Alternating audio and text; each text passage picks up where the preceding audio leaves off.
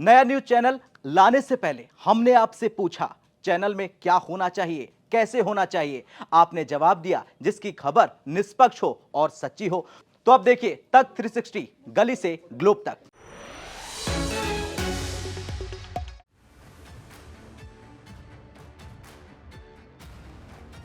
जो दिखता है वो सच नहीं होता और जो नहीं दिखता वही असली नीति होती है। दुनिया इस वक्त जिस दौर से गुजर रही है उसे अगर एक शब्द में कहा जाए तो उसे कह सकते हैं अस्थिरता। यूक्रेन युद्ध, मिडिल ईस्ट तनाव, ताइवान स्ट्रेट में हलचल और अब समुद्रों में बढ़ती सैन्य गतिविधियां। इसी बीच एक खबर ने सबका ध्यान खींचा। ब्रिक्स देशों का संयुक्त नौसैनिक अभ्यास शुरू हुआ, लेकिन भारत इसमें शामिल नहीं हुआ।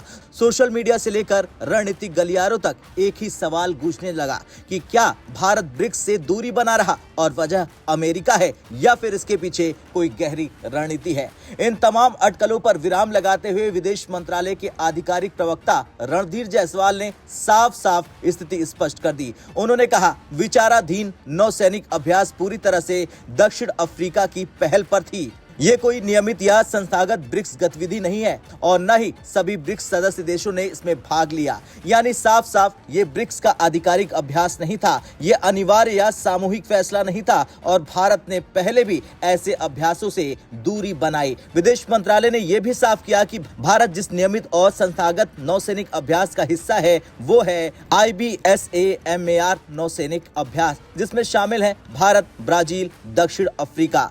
इसका पिछला संस्करण अक्टूबर 2024 में आयोजित हुआ था। यानी भारत का संदेश साफ है, भारत सहयोग से पीछे नहीं हटता, लेकिन वो हर मंच पर सैन्य संदेश देना जरूरी नहीं समझता है। दिलचस्प बात यह है कि भारत ही नहीं, ब्राजील ने भी खुद को ब्रिक्स नौसैनिक अभ्यास से अलग रखा। ऐसे में सवाल उठता है कि अगर ब्रिक्स के 2 संस्थापक सदस्य ही इसमें शामिल नहीं हुए तो क्या इसे ब्रिक्स की एकजुट ताकत कहा जा सकता है। अब कौन कौन से देश हुए शामिल जान लीजिए। इसमें चीन, रूस, दक्षिण अफ्रीका और कुछ अन्य देश शामिल थे। दक्षिण अफ्रीका जो इस समय ब्रिक्स की अध्यक्षता कर रहा है, उसने इन अभ्यासों को वैश्विक स्तर पर बढ़ते समुद्री तनाव के लिए एक महत्वपूर्ण प्रतिक्रिया बताया। लेकिन भारत की सोच इससे अलग नजर आई। भारत की विदेश नीति का मूल मंत्र है रणनीतिक स्वायत्तता। भारत न तो किसी सैन्य गुट का हिस्सा बनता है, न ही किसी अभ्यास के जरिए किसी देश को सीधा संदेश देता है। वैसे आज की स्थिति में रूस और चीन एक धड़े में दिखते हैं, पश्चिमी देश दूसरे धड़े में और भारत बीच में खड़ा होकर संतुलन साधता है। ब्रिक्स नौसैनिक अभ्यास में शामिल होना भारत को आवश्यक रूप से पश्चिमी बनाम पूर्वी की धुरी में ला खड़ा कर सकता है। अब भारत के लिए समुद्री क्षेत्र सिर्फ सैन्य ताकत का सवाल नहीं, ये है व्यापार, ऊर्जा सुरक्षा, इंडो पैसिफिक में स्थिरता। भारत पहले से ही क्वाड, इंडो पैसिफिक पार्टनरशिप और IONS जैसे मंचों पर सक्रिय है। ऐसे में ब्रिक्स के नाम पर एक अनौपचारिक सैन्य अभ्यास भारत की दीर्घकालिक नीति से मेल नहीं खाता है। यहाँ पर यह समझना जरूरी है कि ब्रिक्स बना ही क्यों था। 16 जून 2009 ब्रिक्स का गठन हुआ। ब्राजील, रूस, भारत, चीन और फिर दक्षिण अफ्रीका इसमें शामिल हुआ। इसका उद्देश्य था विकासशील देशों के बीच आर्थिक सहयोग, वैश्विक अर्थव्यवस्था में सामूहिक आवाज और विकसित देशों के प्रभुत्व का संतुलन। ब्रिक्स का फोकस था बैंकिंग, विकास और साझेदारी, न कि सैन्य गठबंधन, सैन्य संदेश और सैन्य ध्रुवीकरण।